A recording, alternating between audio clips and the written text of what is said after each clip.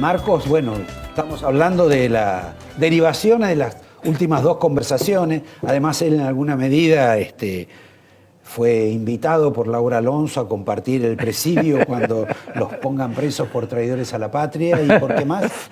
Ay, no sé, tenía algo que ver con los fondos buitres. Exactamente, sí. Bueno, son especialistas en eso ambos. Ahora, ustedes casi ni se conocían, ¿verdad? No, casi no. No nos conocíamos.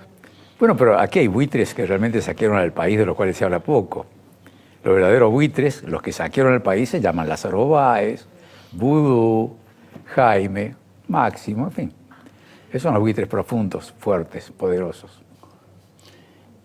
¿Vos has visto los spots, las propagandas televisivas de todos los partidos que hay? No. ¿No te ha traído ninguna? Por ahí yo estoy prendido a la radio y sí. Bueno, aparece algo.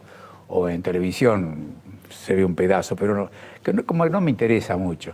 No me interesa mucho, se repite bastante. No, te preguntaba por si había algo que, no de algún partido, sino de alguna venta de una idea, porque lo que uno observa es como que hay como una negación general a expresar algún tipo de idea. Bueno, yo creo que en el programa mismo ya se dijo que en los tiempos de campaña política la sociedad se convierte en un gran mercado donde se trata de vender la mercadería que se ofrece, ¿no? Entonces se quiere convencer al pueblo que mercadería. Y sí, se quiere convencer de que esto es lo mejor y que esto va a solucionar los problemas que se padecen. Y se está vendiendo algo. Es como en un circo donde están los magos y están los ilusionistas y se quiere vender el producto que se tiene. Entonces no es creíble lo que se dice.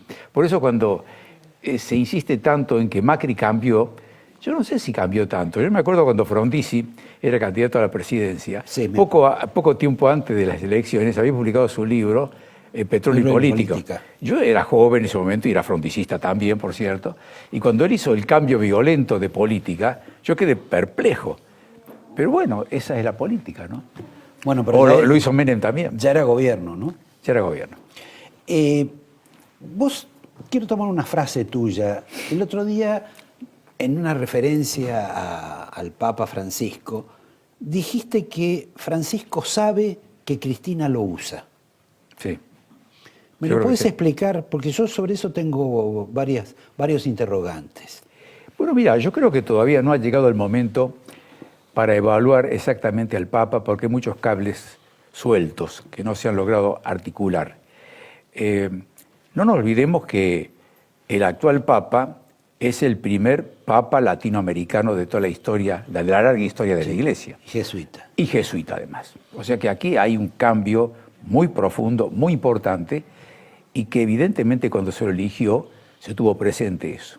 La Iglesia necesitaba ese cambio, como ocurrió también con el polaco, Juan Pablo II.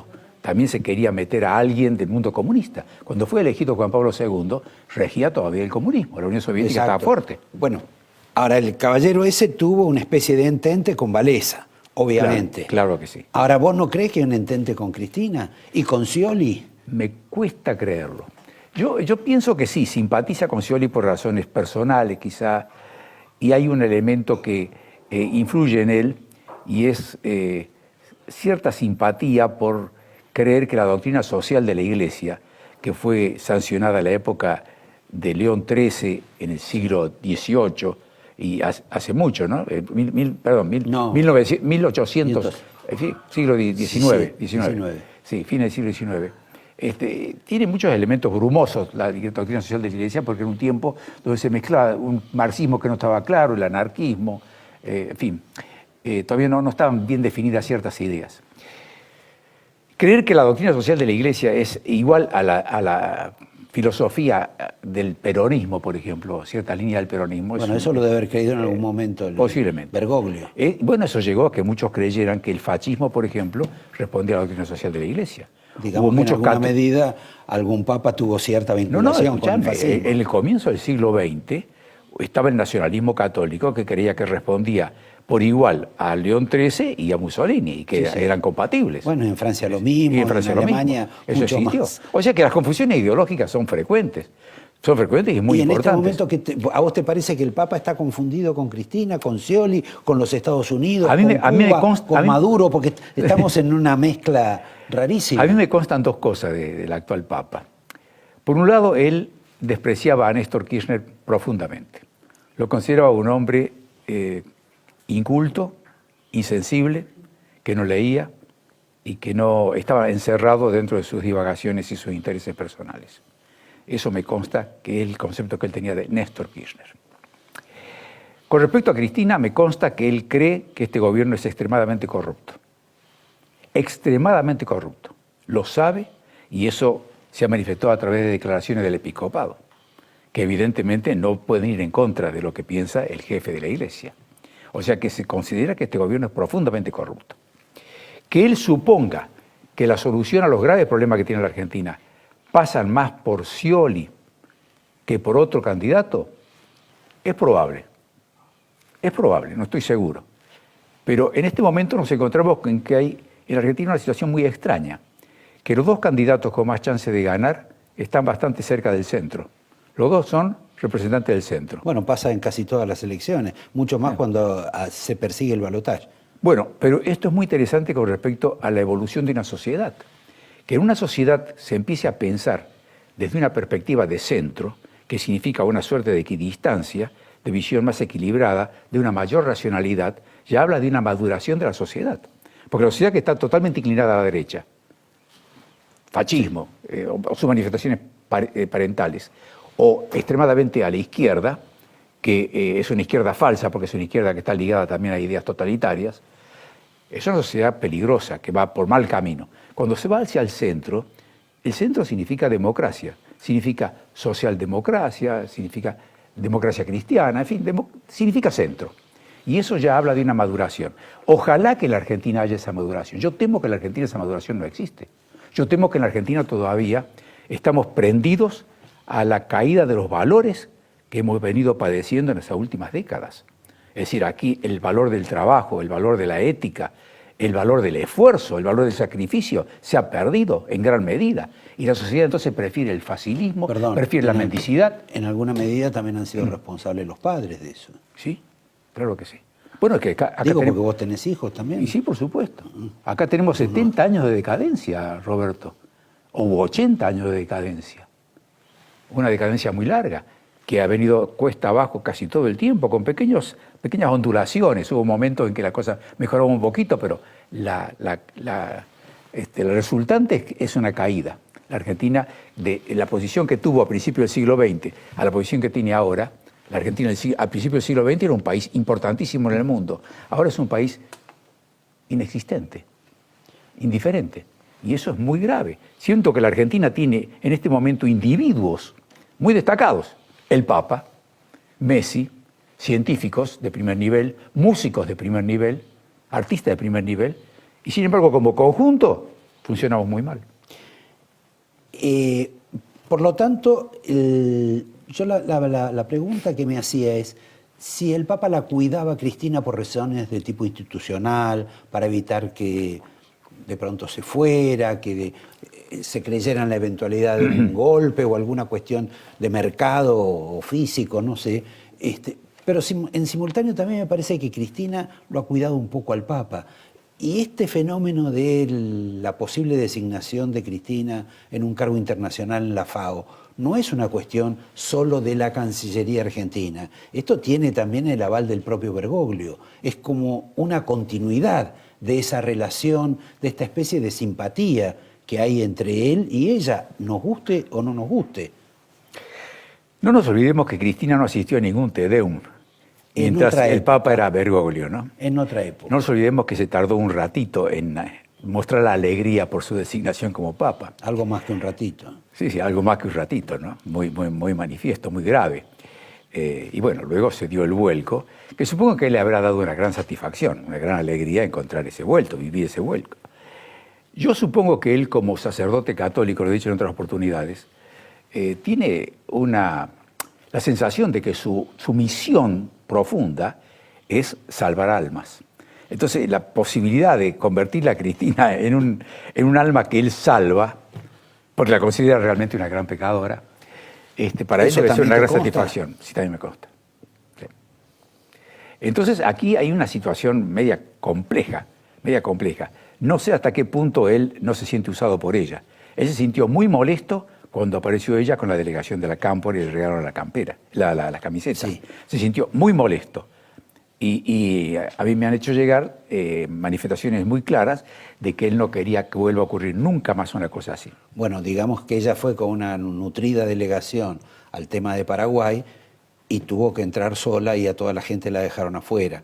Pero bueno, había una multitud en ese caso. Sí, había una Ya, multitud. si entraba parecía un privilegio demasiado exagerado. Demasiado exagerado. Ella lo cuida al Papa relativamente, lo cuida al Papa para obtener la reciprocidad del Papa, ¿verdad? No Puede creo ser, que, pero no antes creo que ella lo cuida mucho al digamos, Papa. Bergoglio fue bastante denunciado, agraviado, atacado Exacto, por así. gente que está cerca de Cristina y que inesperadamente ha dejado de estar por una cuestión, digamos, de no olvidar las convicciones Bueno, en la aquí- escalera de la claro. Casa de Gobierno. Aquí vuelve otra vez esa frase tan conocida de Borges, ¿no? Que los peronistas no son buenos ni malos, son incorregibles. Un hecho incorregible de los peronistas. Hay algunos que no son peronistas, No. de los que Los que están con el de los que kirchnerismo. miraron. Ah, sí, no, por supuesto, por supuesto. Pero lo que te quiero decir es que hay una gran indignidad, por ejemplo, y se ve con el caso de Scioli. Los que lo han condenado a Scioli, los que le dijeron que iba a ser un gobierno manco y que se rieron, los de carta abierta, todo eso, y que ahora lo aplauden, demuestra una falta de coherencia o de dignidad extrema. Y eso se da siempre, es un elemento que está en el ADN del peronismo, de que siempre se unen los peronistas detrás del líder que en ese momento surja. Cualquiera sea el líder, cualquiera haya sido el pasado o los rasgos de ese líder, si se convierte en líder, todos lo siguen, se unen. Como que fuera muy importante mantener el poder, aunque sea a través de un líder odiado previamente. Es un rasgo muy deplorable, muy feo, ¿no? El objetivo de tener el poder, de alcanzarlo y de mantenerlo, está en el corazón de la actividad política.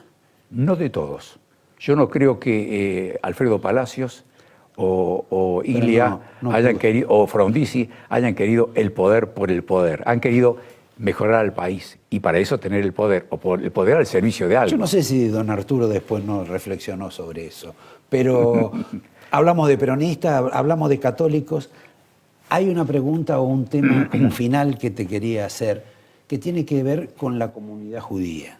Hay sectores de la comunidad judía que están absolutamente enfrentados con Cristina, que les molesta casi todas las actitudes políticas que ha tomado Cristina en relación justamente con Israel, con la comunidad judía, etc. Hay algunos otros que parece que están a favor y que aparecen en los canales oficiales. En ese aspecto, ella también ha contribuido a generar cierto malestar. ¿Sí? El comentario sobre Shylock, el otro día por televisión cuando hablaba sobre la experiencia de los alemanes en...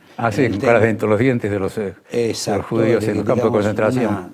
Algo de escaso buen gusto. Exactamente. Esa situación, vos que digamos, sos parte de la comunidad judía, pero en alguna medida tenés como una visión más distante porque sos grande y además a esta altura, más allá de tus propios intereses, ¿qué es esto? ¿Qué es? Ella se desbarrancó, ella es eso, ella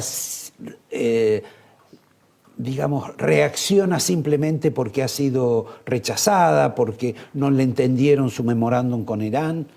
¿Qué es? ¿A qué obedece Mira, todo Roberto, esto? para contestarte con ecuanimidad y con una visión Bueno, la amplia. idea por la cual te hemos invitado. ¿Eh? Por la cual te hemos invitado. No, te voy a decir que el prejuicio antijudío, la judeofobia, es muy antiguo y está muy arraigado. Incluso en gente que detestaría ser discriminatoria, en algún momento se le escapa el gesto discriminatorio. Bueno, hemos sido formados en Porque eso. claro, son 2000 años casi de un antisemitismo sistemático. La perfidia judía y tantas cosas que estaban muy arraigadas. Y el hecho de decir, por ejemplo, sos argentino o sos judío, es lo mismo que decirte, ¿vos sos de River o sos argentino? Si hay, si hay un conflicto. Estás asimilado. Entonces, hay un conflicto. Yo soy argentino y soy judío. ¿Qué conflicto hay ahí? ¿Qué conflicto hay ahí? O soy argentino y soy católico. ¿Y qué conflicto hay ahí? Soy argentino y soy evangelista. ¿Y qué conflicto hay ahí? Lo que pasa es que si vos decís que sos judío, ya hay una connotación que está vinculada con la judeofobia tradicional, llena de prejuicios. Entonces la comunidad judía está muy diversificada internamente. La comunidad judía tiene tantas opiniones. Hay un famoso chiste judío que dice, cuando están dos judíos en una isla desierta, construyen 3 sinagogas. ¿Cuál es la tercera? Para no ir nunca allá, para no jamás visitarla. Claro. Siempre hay un conflicto. Los judíos viven en conflicto. Por eso son famosas las discusiones judías. Y el famoso Talmud, ese voluminoso Talmud, es un conjunto de discusiones interminables. Es muy típico del judío discutir. Por lo tanto, hablar de una política coherente o sistemática de la comunidad judía es falso. La dirigencia judía va cambiando. Pero en este caso te estoy preguntando por Cristina, Sí. no por la reacción No, bueno, de la por Cristina. comunidad. Yo creo que a Cristina se le escapó el prejuicio antisemita, por supuesto.